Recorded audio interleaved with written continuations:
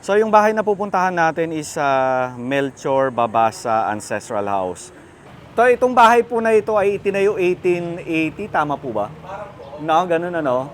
So meron pa tayong pupuntahan na isang lumang bahay. Ito naman yung Casa Simplicia.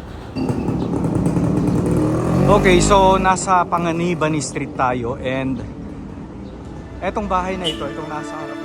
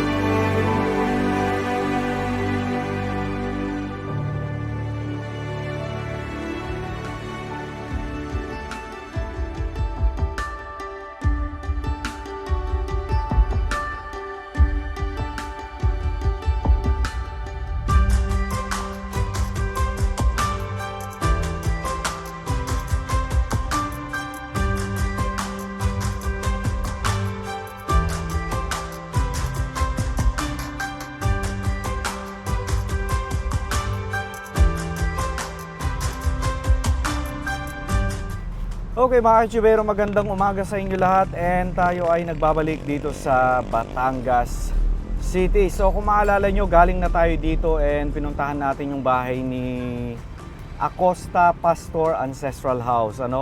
Pero yung bahay ni Pastor Acosta, ang napasok lang natin ay yung mismong silong ng bahay nila. So hindi tayo nakaakyat sa taas, kaya ngayong araw, yun ang pupuntahan natin. Pero bago tayo pumunta sa Acosta Pastor Ancestral House, mag-tour muna tayo dito sa Batangas City, And meron tayong pupuntahan na isang lumang bahay din na hindi natin napuntahan the last time. Ayan. So, ngayon ay October... Ano bang date ngayon? October 7. Ayan. Araw ng Sabado mga Kaichubero. And ang oras na natin is 7:13 na ng umaga. Ayan, so maaga tayong umalis sa bahay. 5:30 pa lang umalis na ako. Kaya nandito na tayo ng maaga. Kasi mamaya masyado nang mainit. Kaya maganda talaga na maaga tayo umaalis para hindi pa masyadong mainit. Ayan. So daan muna tayo dito sa simbahan.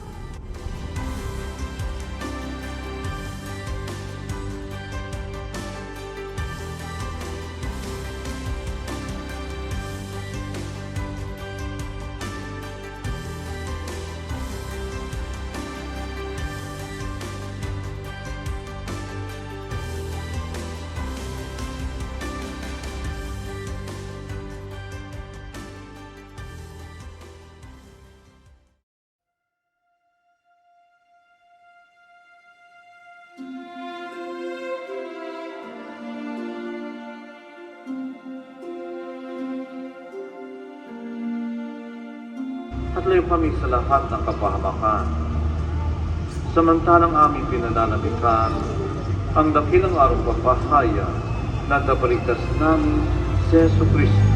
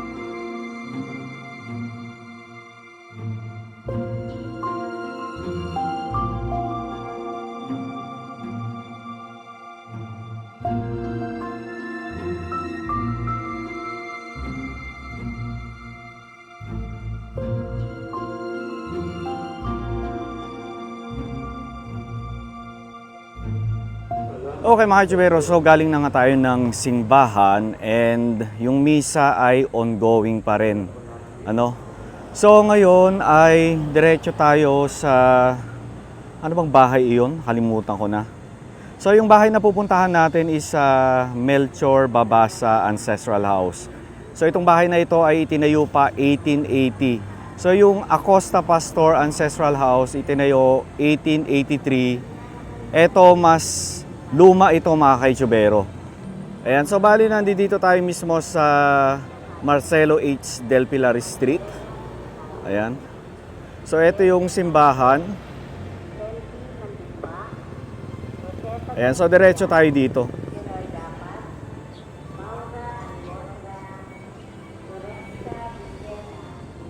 So etong Melchor Babasa Ancestral House,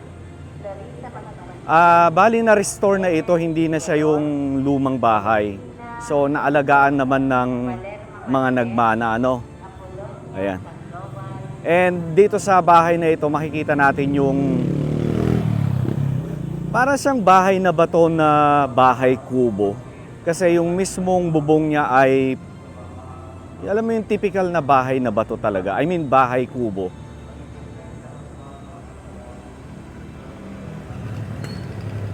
So diretso lang tayo mga kaichubero ha. Samahan nyo lang ako na maglakad. So hindi ito noon at ngayon, more on tour, sightseeing, vlog lang yung gagawin natin. Ano?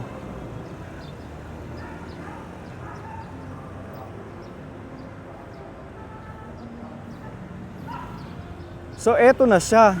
Natatanaw ko na actually.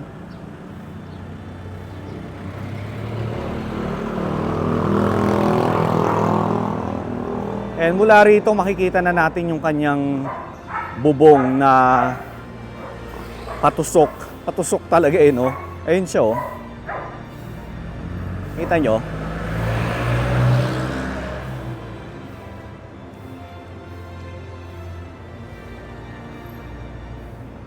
Ayan, oh. Kikita nyo ba yan? Yung bahay na yan.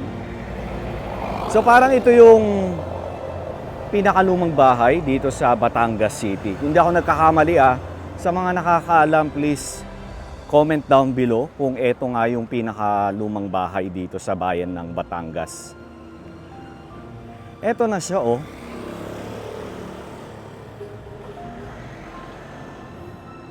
Ganda. So hindi ko to napuntahan the last time.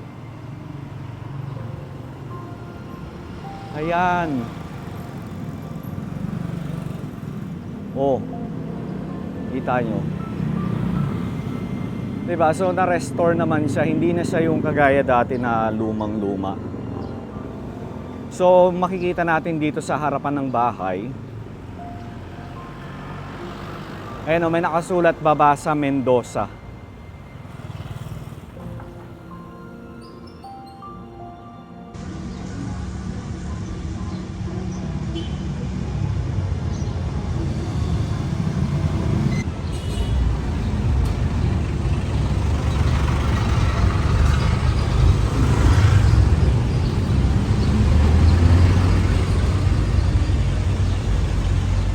Ganda ng bahay, ano? Tapos meron pa silang special pastillas and house of pasalubong. Halika nga, puntahan natin. Lapitan natin. Ayan, oh. Hello, boss. Question. Ito po bang pasalubong nyo, kayo rin po may-ari ng bahay, sir, ano? Relative nyo po. Okay. So, tinitirahan pa rin siya ng mga nagmana. Ano po? Galing. Nakita ko yung pinakaluma niya eh. Pero ngayon, na-restore na siya. Ano po? Ni-restore talaga siya, no? Galing. Parang ito yata, sir, yung pinakalumang bahay dito sa Batangas, ano? Kasi yung Acosta, 1883. Ito naman, 1880. Oh, di ba? Ayun, boss. Thank you po, So, tinitirahan pa rin siya ng pamilya Babasa Mendoza, ano? Ayan. Very nice house. Di ba nakakatuwa na makakita ng mga lumang bahay na na-restore at talaga nga inaalagaan ng mga nagmana, ano? Okay, so ulitin ko lang, baba sa Mendoza Ancestral House, ano? Ayan. So, diretso lang tayo dito. Lakad tayo. Tapos, diretso na tayo ng Acosta Pastor Ancestral House.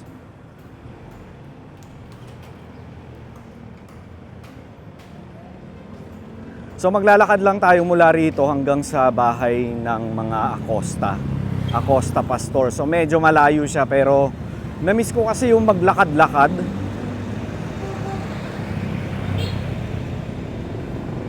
So may ilang mga lumang bahay din dito sa area na ito, ano? Dito sa kahabaan ng Marcelo H. Del Pilar. Ayan. So dito tulay na.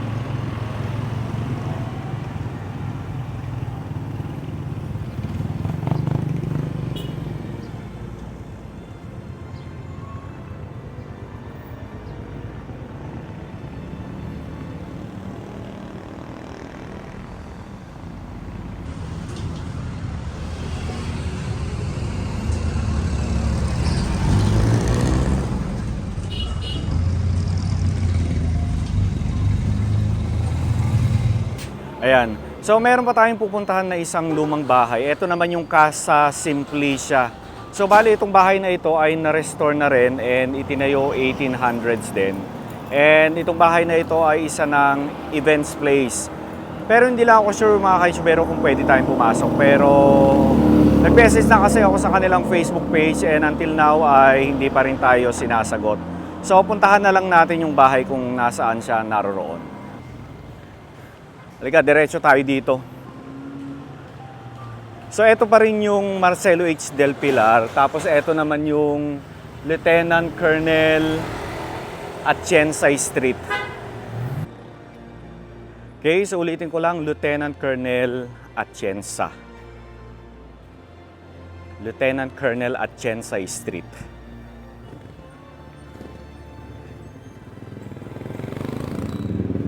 Okay? So, lakarin natin itong kahabaan ng Lieutenant Colonel Atienza Street hanggang sa marating natin yung si Tirona Street.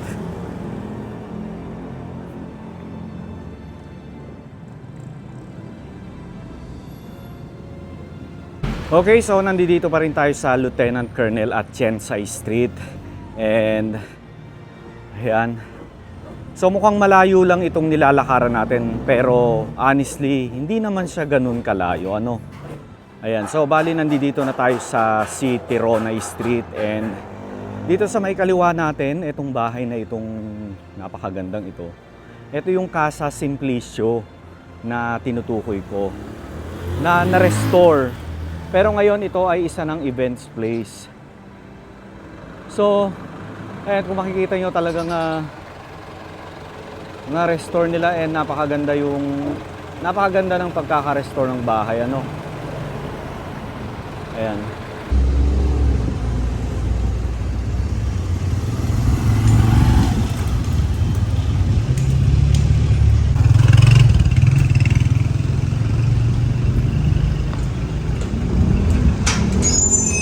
So nag-message na ako sa kanila sa kanilang Facebook. Kaya lang nag-message ako nung isang araw pa, pero kanina pag-check ko hindi pa nila nababasa. So mukhang hindi na yata active yung kanilang Facebook page, ano. Ayan.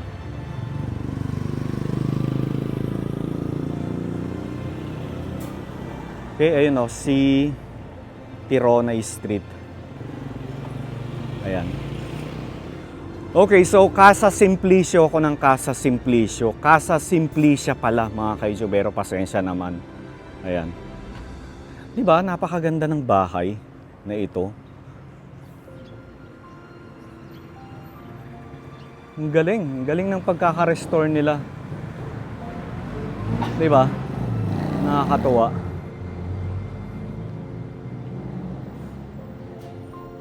Ayan o, kita nyo o. Oh. Kaya lang mukhang walang tao.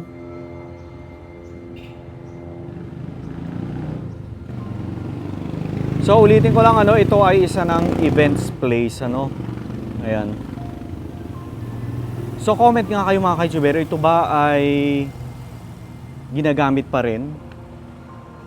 Isa pa rin bang itong events place ngayon o hindi na? Ayan. So comment nga kayo mga ka-YouTubero, sa mga nakakaalam, mga kababayan natin, mga kaibigan natin na taga rito sa Batangas City. So kung ito bang Casa Simplicia na events place ay events place pa rin ba siya o hindi na?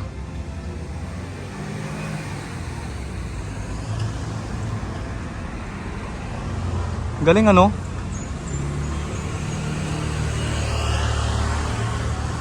Ayan, sana mapanood tayo ng Casa Simplicia, tapos imbitahan tayo na bumalik para ma-feature natin itong kanilang napakagandang bahay, ano. Ayan.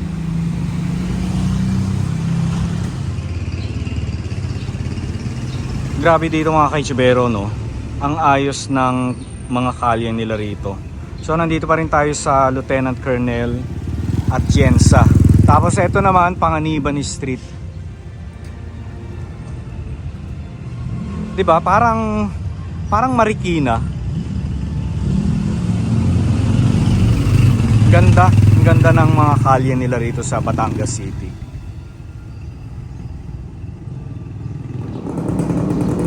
Okay, so nasa Panganiban Street tayo, and etong bahay na ito, itong nasa harapan natin, ito sa may kaliwa, ito yung Bourbon Rosales Ancestral House. So ito, itinayo 1870. Ayan.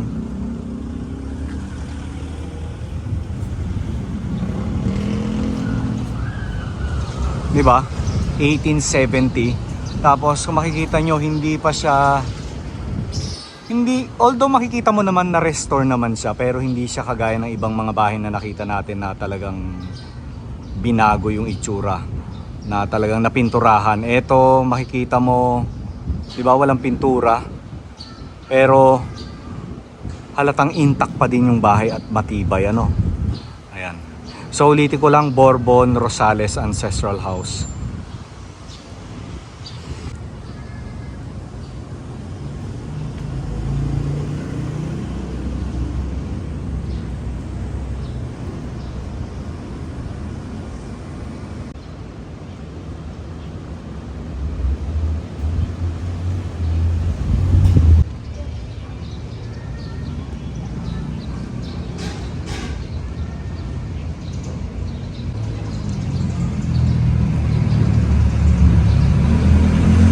Diba matibay pa siya, no? Kahit 1870 na itong bahay na ito.